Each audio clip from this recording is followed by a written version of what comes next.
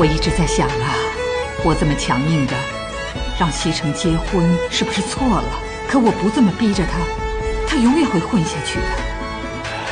可事实证明，您做对了。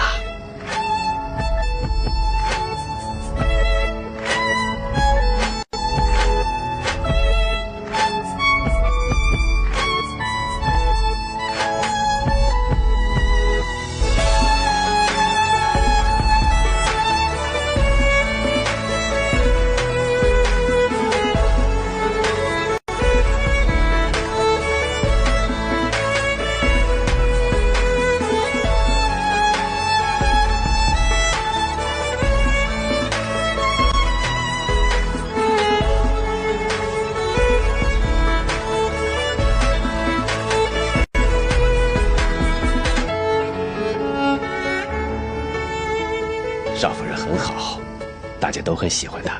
你看，就连少爷也和她越来越和谐了。是啊，现在就是希望他们能快点有个孩子，有了孩子，西城就懂事了。我呢，也能放心的把公司的事儿啊交给他手上了。您别着急，小少爷会有的。哎，您是不是要回房休息了？哎，请。